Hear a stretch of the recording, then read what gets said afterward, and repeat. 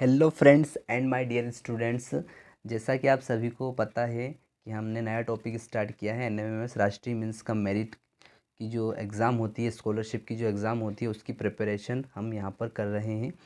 और साथ ही मैंने मॉडल स्कूल उत्कृष्ट विद्यालय की क्लास भी मैं ऑलरेडी स्टडी करवा चुका हूँ। तो यदि आपने वो नहीं देखी है तो आप वो प्लेलिस्ट में जाकर देख सकते हैं, ठीक है। तो आप साथ ही चैनल को, यदि आपने सब्सक्राइब नहीं किया तो चैनल को सब्सक्राइब भी कर दीजिएगा, क्योंकि मैं एग्ज़ाम से रिलेटेड, क्लास 9th 10th से रिलेटेड कुछ ना कुछ डालता रहता हूँ, कुछ ना कुछ नया लाता रहता हूँ। तो यदि आप चैनल को सब्सक्राइब कर लेंगे तो आपको नोटिफिकेशन भी साथ में उसका मिलता रहेगा, ठीक है। क्योंकि मैं रोज़ एक वीडियो आपके लिए ज़रूर प्रोवाइड करवाऊँगा, ठीक है, जो आपके लिए बहुत ही यूज़फुल होने वाली है, ठीक है। तो ये भी आपके लिए आज की क्लास जो है बहुत ही यूज़फुल है, क्योंकि मैं यहाँ पर आपके लिए साइंस और सोशल साइंस, मीनिंग कहने का मेरा ये है, सामाजिक विज्ञान और विज्ञान के जो क्वेश्चन हैं मोस्ट इम्पोर्टेंट वो लेकर आया हूँ। इस प्रकार के क्वेश्चन एग्ज़ाम में आते हैं। और साथ ही आप क्लास 8th में यदि आप अभी रनिंग कर रहे हो तो उसके साथ में आप साइंस के ऑब्जेक्टिव, विज्ञान के ऑब्जेक्टिव और सोशल साइंस के ऑब्जेक्टिव, देखो ऑब्जेक्टिव में सभी सब कुछ आ जाता है। फिलिंग द ब्लैंक्स, रिक्त स्थान है ना, रिक्त स्थान, सही विकल्प, ऑब्जेक्टिव, सही जोड़ी, मैच द फॉलोइंग, सब कुछ आ जाता है, ठीक है। ऑब्जेक्टिव में सब कुछ जो एक वर्ड में हमको आंसर देना रहता है वो सारे क्या होते हैं, ऑब्जेक्टिव होते हैं। तो आप ये एग्ज़ाम देने जाओ तो सब कुछ पढ़ के जाना। साइंस में, विज्ञान में सारे जो इतने ऑब्जेक्टिव होते हैं वो सारे पढ़ के जाना। सामाजिक विज्ञान में जितने भी ऑब्जेक्टिव होते हैं वो सारे पढ़ के जाइएगा, ठीक है। आपके पास अलग कुछ बुक हो, कुछ भी आपके पास आपकी जो खुद की बुक है वो पढ़ के जाइएगा, क्योंकि उसी प्रकार के क्वेश्चन आपके एग्ज़ाम में आएंगे, ठीक है। ओके, आप यदि देखो यूट्यूब चैनल के, मैं ये रिकमेंड तो करता हूँ यूट्यूब चैनल पर, लेकिन ज़्यादा यूट्यूब चैनल पर भी डिपेंड रहना इतना वो नहीं रहता है, ठीक है। आप खुद से भी थोड़ा सा स्टडी करने की कोशिश ज़रूर कीजिएगा। ये जो मैं आपके लिए लेकर आया हूँ ये आपको एक अंदाज़ा देंगे कि हाँ इस प्रकार के क्वेश्चन एग्ज़ाम में आते हैं, ठीक है। तो आप वो पढ़ के जाइएगा, ठीक है। साथ ही इन जो प्रीवियस पेपर है उनको तो कर ही लीजिएगा जल्दी से, ठीक है। चलो तो हम देखते हैं आगे। और क्लास आपको कैसी लगी लास्ट में ज़रूर बताइएगा, और लास्ट तक वीडियो को ज़रूर देखिएगा, आपको बिल्कुल सीखने को पूरा सब कुछ सीखने को मिलेगा आपको यहाँ पर, ठीक है। ध्यान से देखिएगा, ठीक है। चलो फर्स्ट क्वेश्चन हम देखने जा रहे हैं। इस यहाँ पर फर्स्ट क्वेश्चन देखो, आपको मैं ये भी बता देता हूँ कि आपके 90 मिनट का जो है आपका क्वेश्चन रहेगा। एक अलग पेपर होगा, एक एक मानसिक योग्यता का होगा, एक शैक्षिक योग्यता का होगा, ठीक है। तो 90 मिनट का जो है आपका मानसिक योग्यता का रहेगा, मेंटल एबिलिटी का रहेगा। और शैक्षिक योग्यता स्कॉलिस्टिक का एबिलिटी का रहेगा 1.5 घंटे का। तो 1.5 घंटे का आपका पेपर रहेगा, ठीक है। तो फर्स्ट क्वेश्चन हम करने जा रहे हैं विज्ञान में। ये क्वेश्चन बहुत ही अच्छा है, और ये उत्कृष्ट जो एक्सीलेंस मॉडल स्कूल है उसमें भी ये क्वेश्चन पूछा गया है। क्या पूछा है, एक बंद परिपथ में विद्युत धारा का प्रवाह सामान्यतः होता है। तो आप याद रखना, सामान्यतः धन से ऋण की ओर होता है, प्लस से माइनस की ओर होता है, ठीक है। नेक्स्ट क्वेश्चन हम देख रहे हैं आगे। सौर कुकर से लगभग कितना ताप प्राप्त किया जाता है। तो सौर कुकर से लगभग 100 डिग्री से 120 डिग्री सेंटीग्रेड प्राप्त किया जाता है, ठीक है। आप याद रखिएगा, ठीक। देखो फ्रेंड्स, नेक्स्ट क्वेश्चन हम देख रहे हैं। ये भी क्वेश्चन एग्जाम में पूछा गया है, मॉडल स्कूल में उत्कृष्ट विद्यालय की एग्जाम में पूछा गया है। क्या था, पीतल किन धातुओं से मिलकर बनता है। तो पीतल जो है वो तांबा, तांबा मतलब कॉपर, और जिंक Zn, ठीक है। कॉपर Cu और प्लस जिंक से मिलकर क्या बनता है, पीतल बनता है, ठीक है। इन दोनों के मिश्रण से क्या बनता है, पीतल यहाँ पर बनता है, ठीक। नेक्स्ट क्वेश्चन हमारे पास है, ध्वनि की प्रबलता किस पर निर्भर करती है। ये भी क्वेश्चन एक्सीलेंस एग्ज़ाम में पूछा गया है। उत्कृष्ट विद्यालय की जो एग्ज़ाम होती है, एक्सीलेंस मॉडल स्कूल की जो एग्ज़ाम होती है उसमें ये पूछा गया है। तो ध्वनि की प्रबलता किस पर निर्भर करती है, तो उसकी आवृत्ति पर निर्भर करती है। किस पर निर्भर करती है, उसकी आवृत्ति पर, ठीक है। नेक्स्ट क्वेश्चन बहुत ही सिंपल क्वेश्चन पूछा है, ध्यान से देखिएगा। अवतल लेंस द्वारा कैसा प्रतिबिंब बनता है। अवतल लेंस द्वारा कैसा प्रतिबिंब यहाँ पर बनता है। तो यहाँ आएगा आभासी व सीधा, आभासी व सीधा यहाँ पर बनेगा, ठीक है। नेक्स्ट क्वेश्चन हमसे पूछा गया है, अनियमित अघुलनशील ठोस वस्तुओं का आयतन सामान्यतः किसके द्वारा मापा जाता है, ठीक है। तो यहाँ पे क्या आएगा, तुला द्वारा और मापक बेलन द्वारा, दोनों के द्वारा क्या मापा जाता है, अनियमित अघुलनशील ठोस वस्तुओं का आयतन मापा जाता है। ठीक है, तुला के द्वारा भी और मापक बेलन के द्वारा भी। नेक्स्ट क्वेश्चन है, गुड़हल के फूलों से तैयार सूचक क्षारीय माध्यम में कौन सा रंग प्रदर्शित करता है? जो गुड़हल का फूल है वो क्षारीय माध्यम में लाल रंग प्रदर्शित करता है। कौन सा रंग? लाल रंग। ठीक है, नेक्स्ट क्वेश्चन है, प्रयोगशाला में ऑक्सीजन गैस बनाने के लिए यौगिक को मैग्नीज डाइऑक्साइड, क्या लिखा है? मैग्नीज डाइऑक्साइड की उपस्थिति में गर्म किया जाता है। तो किस यौगिक का गर्म किया जाता है? तो पोटेशियम ट्राइक्लोराइड, है ना, potassium chlorine trioxide, potassium chlorine trioxide का उपयोग किया जाता है। KClO3 का उपयोग किया जाता है। ठीक है, नेक्स्ट क्वेश्चन हमसे बहुत ही सिंपल क्वेश्चन पूछा है। ये तो क्या है? चतुष्परमाण्विक अणु का उदाहरण है। चतुष्परमाण्विक अणु का उदाहरण है, तो इसका राइट आंसर क्या होगा हमारे पास? NH3, क्योंकि N एक अलग परमाणु है और H3 एक अलग है, तो 3 तो ये परमाणु होगा, एक ये 4 को क्या बोलेंगे? चतुष्परमाण्विक। ठीक है, नेक्स्ट क्वेश्चन है, कार्बोनेट मूलक की संयोजकता कितनी होती है? तो कार्बोनेट मूलक की संयोजकता होती है 4। कितनी होती है? 4 होती है। ठीक है, नेक्स्ट क्वेश्चन है, धुआं किस तरह के मिश्रण का उदाहरण है? तो धुआं जो है गैस में ठोस का मिश्रण का उदाहरण है। गैस में ठोस का मिश्रण का उदाहरण है, याद रखिएगा। ठीक है, नेक्स्ट क्वेश्चन आगे हम कर रहे हैं, निम्न में से नील हरित शैवाल के लाभ कौन कौन से हैं? नील हरित शैवाल के लाभ कौन कौन से हैं? तो सभी मिट्टी में नाइट्रोजन का स्थिरीकरण करते हैं और साथ ही जैविक खाद का निर्माण भी करते हैं। हरित शैवाल जो है, हरित शैवाल क्या करते हैं? सभी क्या करते हैं? मिट्टी में नाइट्रोजन का स्थिरीकरण करते हैं और साथ ही में जैविक खाद का निर्माण भी करते हैं। फोटोग्राफी कैमरे में लगी फिल्म पर किस रसायन की परत चढ़ी होती है? बहुत ही अच्छा क्वेश्चन है ये। किसकी परत चढ़ी होती है? एल्यूमिनियम लवण की। एल्यूमिनियम का संकेत होता है Al। ठीक है, Al होता है एल्यूमिनियम। ये क्या है? तत्व है, एक धातु है। ठीक, नेक्स्ट क्वेश्चन है, पर्यावरण के प्रति पौधों व जंतु में होने वाले परिवर्तन को क्या कहते हैं? पर्यावरण के प्रति पौधों एवं जंतु में होने वाले परिवर्तन को क्या कहते हैं? अनुकूलन कहते हैं। क्या कहते हैं? अनुकूलन। ठीक है, नेक्स्ट क्वेश्चन पूछा है, भूभरण किस प्रकार के अपशिष्टों के निस्वारण की विधि है? तो भूभरण जो है वो ठोस अपशिष्टों के निस्वारण की विधि है। ठीक है, ठोस अपशिष्टों के निस्वारण की विधि है। नेक्स्ट क्वेश्चन पूछा है, शरीर की अतिरिक्त शर्करा को ग्लाइकोजन में बदलने का कार्य कौन करता है? तो यकृत करता है। कौन करता है? यकृत जो है वो शरीर की शर्करा को ग्लाइकोजन में बदलने का कार्य करता है। नेक्स्ट क्वेश्चन पूछा है, टेस्टोस्टेरोन हार्मोन किस अंतःस्रावी ग्रंथि द्वारा स्रावित होता है? तो टेस्टोस्टेरोन हार्मोन जो है वो अधिवक्र एड्रिनल के द्वारा स्रावित होता है। नेक्स्ट क्वेश्चन है, कौन सी बीमारी कारक का एक जीवाणु है? कौन सी बीमारी का कारक एक जीवाणु है? तो ये भी बहुत अच्छा क्वेश्चन, इस प्रकार का क्वेश्चन भी एग्जाम में पूछा गया है, मॉडल स्कूल के एग्जाम में। ठीक है, मॉडल स्कूल के एग्जाम में इस प्रकार का क्वेश्चन पूछा गया था, तो इसका आंसर आएगा टाइफाइड। कौन सी बीमारी का कारक एक जीवाणु है? जीवाणु मीन्स बैक्टीरिया है, तो टाइफाइड। ठीक है, टाइफाइड का।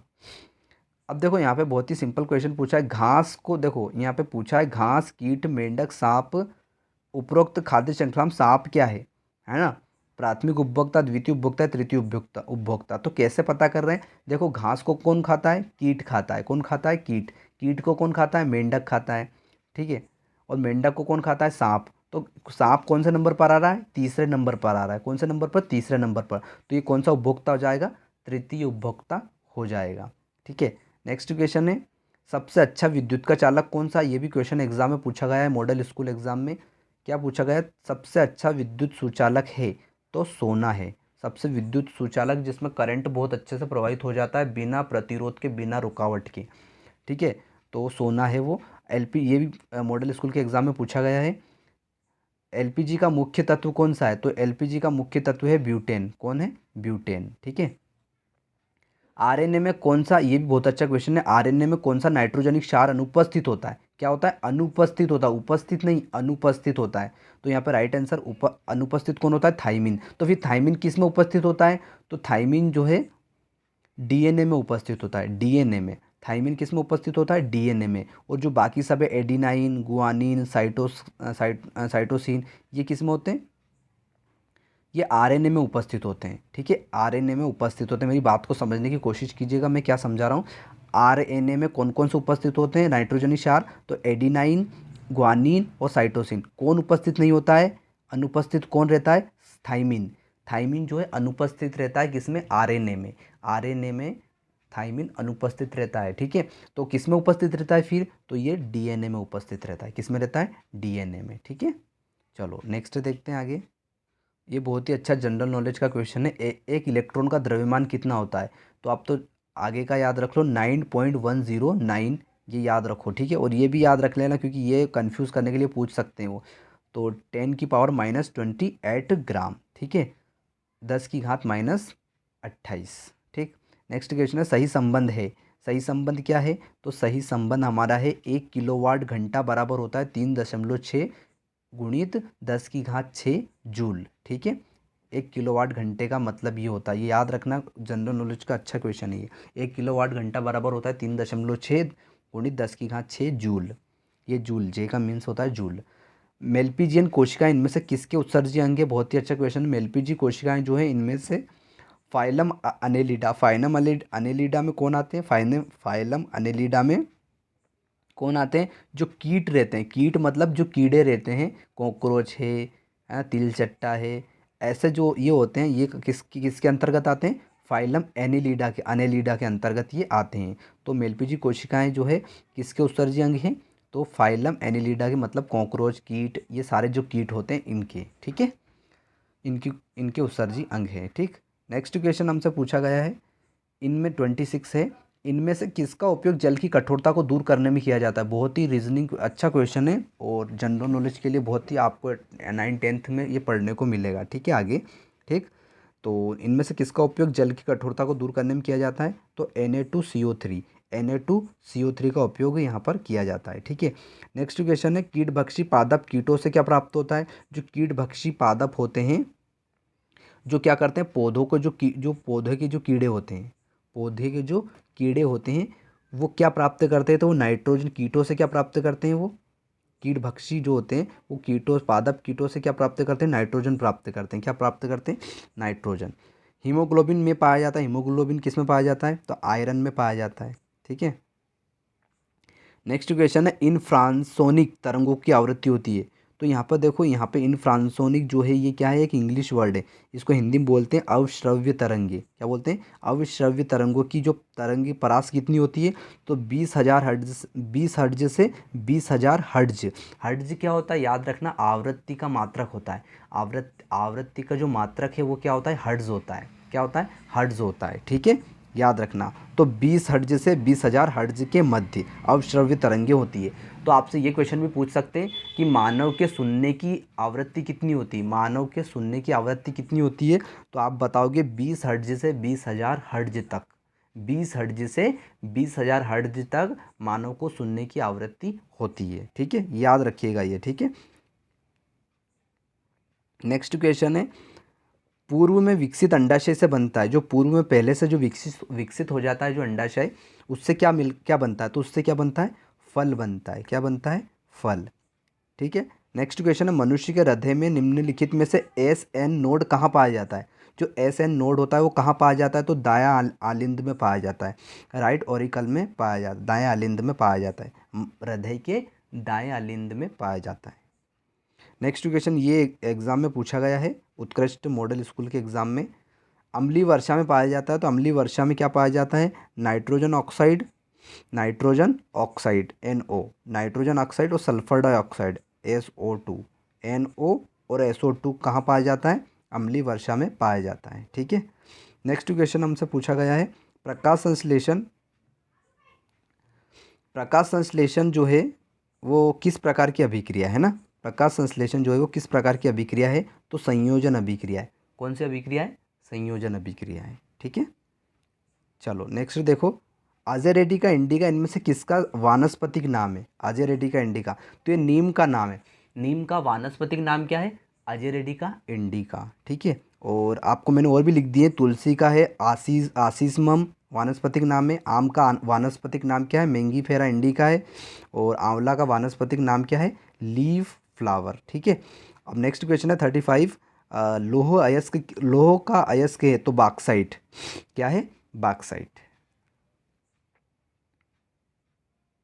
नेक्स्ट क्वेश्चन हमारे पास है सन 1740 में, अब कर रहे हैं हम सामाजिक ज्ञान, सोशल साइंस। ठीक है, तो इस प्रकार के क्वेश्चन देखो, आप सोशल साइंस जो है मेरे अकॉर्डिंग शायद चेंज हो गई है, सिलेबस चेंज हो गया है, तो इस प्रकार के क्वेश्चन बहुत कम आएंगे, लेकिन आपको नॉलेज मिल जाएगा कि हाँ इस प्रकार के क्वेश्चन पूछे जाते हैं।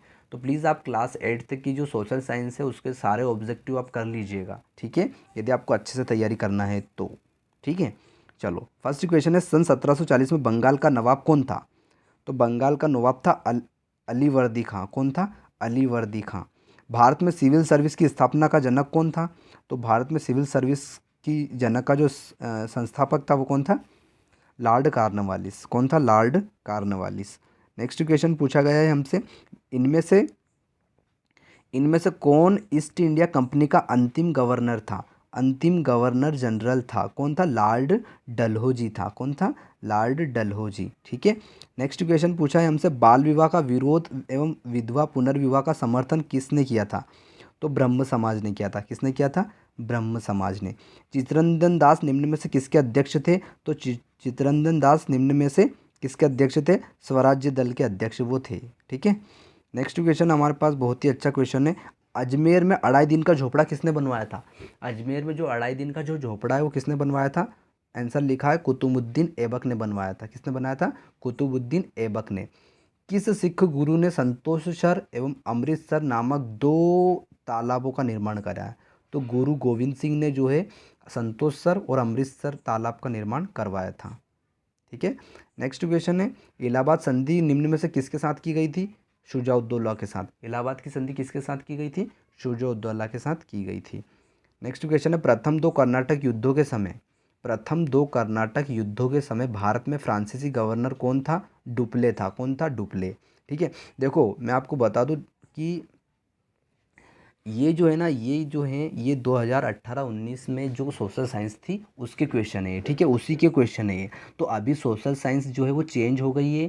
ठीक है, तो आपको सोशल साइंस और साइंस, सामाजिक विज्ञान और विज्ञान के ऑब्जेक्टिव कर लेना, गारंटेड है कि आप बिल्कुल वही क्वेश्चन ऑब्जेक्टिव में वही क्वेश्चन आपके एग्ज़ाम में आने वाले हैं। ठीक है, तो आप उनको उसके ऑब्जेक्टिव सारे अच्छे से करके जाइएगा प्लीज़। ठीक है, ठीक, ओके, है ना, ध्यान रखिएगा। मैं बार बार बोल रहा हूँ क्योंकि ये एग्ज़ाम मैंने भी दी थी पहले, और मैंने इसको अटेम्प्ट भी किया था। ठीक है, मैंने इसको अटेम्प्ट भी किया था। नेक्स्ट क्वेश्चन हम करने जा रहे हैं, यहाँ पर बहुत ही सिंपल क्वेश्चन पूछा गया है यहाँ पर, और देखिएगा ध्यान से। इसका आंसर आ जाएगा डुप्ले, है ना। नेक्स्ट है, एशियाटिक सोसाइटी ऑफ बंगाल की स्थापना कब हुई थी? एशियाटिक सोसाइटी ऑफ बंगाल की स्थापना कब हुई थी? 1784 में। कब हुई थी? 1784 में हुई थी। ठीक है, नेक्स्ट क्वेश्चन बहुत ही सिंपल क्वेश्चन पूछा, सन 1793 में स्थायी बंदोबस्त व्यवस्था किसने लागू की थी? किसने लागू की थी? लॉर्ड कॉर्नवालिस ने की थी। किसने की थी? लॉर्ड कॉर्नवालिस ने लागू की थी। नेक्स्ट क्वेश्चन है, सर्वाधिक ज्वालामुखी निम्न में से किन तटीय भागों में पाए जाते हैं? तो प्रशांत महासागर में पाए जाते हैं। ज्वालामुखी जो आते हैं वो किस में आते हैं? प्रशांत महासागर में। ठीक है, एक क्वेश्चन आपके लिए रख लेना कि विश्व का सबसे बड़ा महासागर कौन सा है? तो आप बताओगे प्रशांत महासागर। कौन सा सबसे बड़ा महासागर कौन सा है? प्रशांत महासागर। यहाँ पे हमारे पास राइट आंसर हो जाएगा। ठीक है, नेक्स्ट क्वेश्चन हमारे पास है, इनमें से कौन सा लेंगुन का उदाहरण है? लेगुन का, तो चिल्का झील।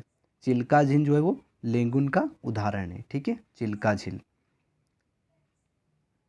नेक्स्ट क्वेश्चन है, विश्व में सर्वाधिक जो उत्पादक देश कौन सा है? मेक्सिको। जो ज्वार उत्पाद करता है, ज्वार की खेती जो करता है वो कौन सा देश है? मेक्सिको है। ठीक है, वहाँ पर बहुत ज़्यादा ज्वार होती है, जो होती है। ठीक है, हम विश्व में सर्वत्र शांति चाहते हैं, ये किसने कहा था? तो यहाँ पे क्या आएगा? यहाँ पे हमारे पास आएगा, नेक्स्ट है आगे, तो यहाँ पे हम विश्व में सर्वत्र शांति चाहते हैं, क्या होगा?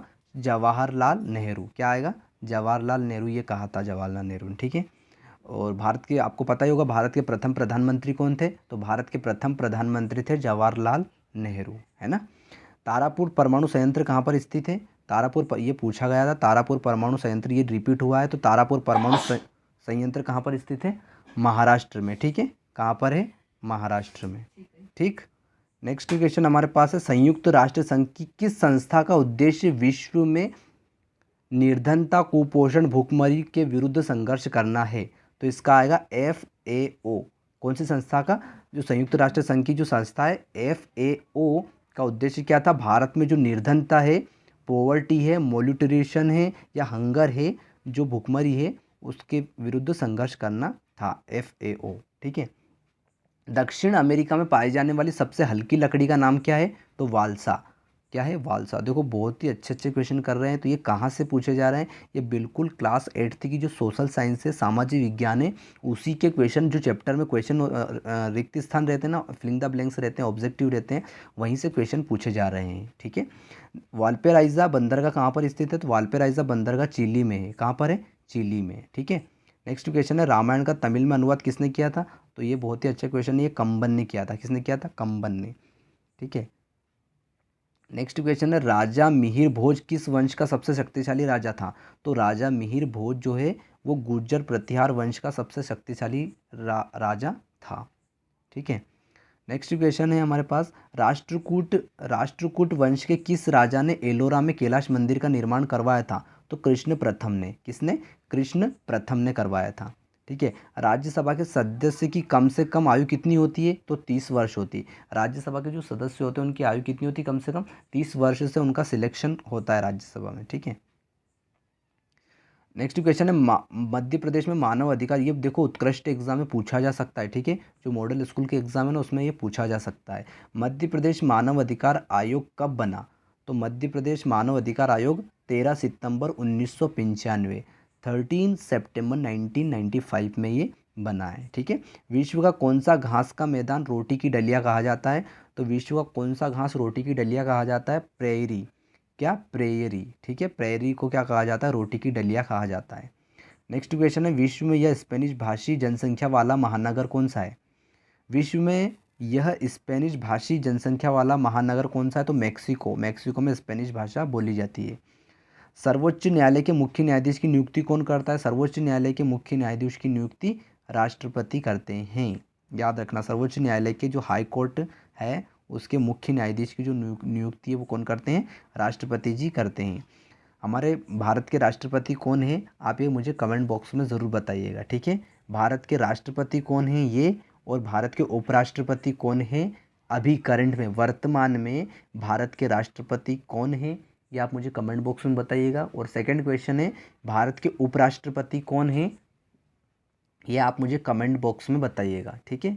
भारत के उपराष्ट्रपति कौन है? ठीक है। दोनों के आंसर आप मुझे कमेंट बॉक्स में ज़रूर बताइएगा। ठीक है। नेक्स्ट क्वेश्चन है हमारे पास, बहुत ही सिंपल क्वेश्चन पूछा है, राज्यसभा का पदेन सभापति कौन होता है? सबको पता है, राज्यसभा का पदेन सभापति कौन होता है? उपराष्ट्रपति। कौन होता है? उपराष्ट्रपति। नेक्स्ट क्वेश्चन हमारे पास पूछा है 64, उच्च न्यायालय के न्यायाधीश निम्न आयु तक अपने पद पर रह सकते हैं। कब तक वो अपने पद पर रह सकते हैं? जो उच्च न्यायालय के, तो 60 वर्ष तक वो अपने पद पर यहाँ पर रह सकते हैं। ठीक है। नेक्स्ट क्वेश्चन है हमारे पास, राज्यसभा का कार्यकाल कितने वर्ष का होता है? तो राज्यसभा का कार्यकाल जो है वो 5 वर्ष का होता है। कितने वर्ष का होता है? राज्यसभा का कार्यकाल 5 वर्ष का होता है। नेक्स्ट क्वेश्चन हमारे पास है, भारतीय संविधान सभा की प्रारूप समिति के कितने सदस्य थे? तो 6 सदस्य थे। इसमें डॉक्टर भीमराव अंबेडकर को शामिल नहीं किया गया। ठीक है। यदि उनको शामिल किया जाएगा तो कितने हो जाएंगे? 7 हो जाएंगे। ठीक है। याद रखना। ठीक है। तो भारतीय संविधान सभा की प्रारूप समिति के कितने सदस्य थे? यहाँ पर तो 6 आ रहा है, लेकिन यदि 7 आए तो 7 पे टिक कर देना। यदि 7 आ जाए तो 7 पे टिक कर देना प्लीज़। ठीक है। क्योंकि यहाँ पे 6 सदस्य डॉक्टर भीमराव अंबेडकर को शामिल नहीं किया गया है। ठीक है। यदि उनको शामिल किया जाएगा तो यहाँ पे 7 हो जाएंगे। ठीक है। चलो, तो यहाँ पे एक क्वेश्चन और पूछा जाता है जो मॉडल स्कूल में पूछा गया है, बार बार पूछा जाता है कि भारतीय संविधान सभा की प्रारूप समिति के अध्यक्ष कौन थे? भारतीय संविधान की प्रारूप समिति के अध्यक्ष कौन थे? तो यहाँ पे राइट आंसर हमारे पास आएगा डॉक्टर भीमराव अंबेडकर। ठीक है। डॉक्टर भीमराव अंबेडकर जो है प्रारूप समिति के अध्यक्ष थे। नेक्स्ट क्वेश्चन है 67, भारतीय संविधान में मुख्यतः कितने भारतीय भाषाओं का उल्लेख मिलता है? तो ये भी बहुत अच्छा क्वेश्चन है, ये भी पूछा जाता है मॉडल स्कूल में। भारतीय संविधान में मुख्यतः कितने भारतीय भाषाओं का उल्लेख मिलता है? तो 22 भाषाओं का, 22 लैंग्वेज का जो है उल्लेख मिलता है। संयुक्त राष्ट्र संघ का मुख्यालय कहाँ पर है? तो संयुक्त राष्ट्र संघ का मुख्यालय जो है वो न्यूयॉर्क में। कहाँ पर है? न्यूयॉर्क में। ठीक है। नेक्स्ट क्वेश्चन है भारतीय राष्ट्रगीत वंदे मातरम किस पुस्तक से ली गई है, किस पुस्तक से ली गई है, ठीक है। तो यहाँ पे हमारे पास राइट आंसर क्या हो जाएगा, आनंद मठ से ली गई है। किससे ली गई है, आनंद मठ से ली गई है, ठीक है। नेक्स्ट क्वेश्चन है भारतीय सेना का मुख्यालय कहाँ पर है, तो भारतीय सेना का मुख्यालय है नई दिल्ली, ठीक है। तो थैंक यू, आपने यहाँ तक लास्ट तक देखा मेरा, और उसके लिए आपको बहुत बहुत धन्यवाद। मेरे चैनल पर आप जुड़े हुए हो, ठीक है। बिल्कुल मैं आपको सही डायरेक्शन में पढ़ाने की पूरी कोशिश कर रहा हूँ, बिल्कुल मैं आपको सही मटेरियल, सही एजुकेशन देने की बिल्कुल कोशिश कर रहा हूँ। और साथ ही आप यदि चैनल पर नए हो तो आप चैनल को सब्सक्राइब भी कर लीजिएगा, क्योंकि मैं क्लास 8th 9th और 10th से रिलेटेड जो भी सूचनाएं निकलती हैं या जो भी पढ़ाना रहता है वो मैं सब कुछ इस चैनल पर पढ़ाता हूँ।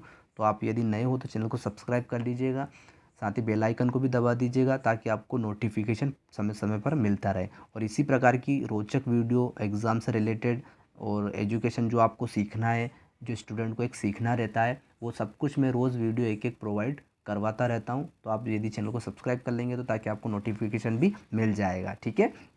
और अपने बेस्ट फ्रेंड को शेयर करना मत भूलिएगा, ठीक है। अपने बेस्ट फ्रेंड को एक बार शेयर ज़रूर कीजिएगा, ठीक है। And thank you for watching my video. पढ़ते रहिएगा, खुश रहिए, और हमेशा सिलेक्शन लेने की पूरी कोशिश कीजिए। और मैंने कहा था कि क्लास 8th का भी आपको पढ़ना है, तो क्लास 8th के जितने भी साइंस में, सोशल साइंस में जितने भी ऑब्जेक्टिव है वो सारे आप पढ़ के जाइएगा, ठीक है। ये ओल्ड पेपर तो बाद में कर लीजिएगा भले आप, लेकिन पहले आप अपने जो क्लास 8th का जो सोशल साइंस है, और सोशल साइंस और साइंस है ना, सामाजिक विज्ञान और जो विज्ञान है, उसके सारे ऑब्जेक्टिव आप पढ़ के जाइएगा प्लीज़, ठीक है ना। उसमें से ही आपको क्वेश्चन आएंगे, ठीक है, बिल्कुल उसमें से ही आने वाले, ठीक है। Okay, thank you.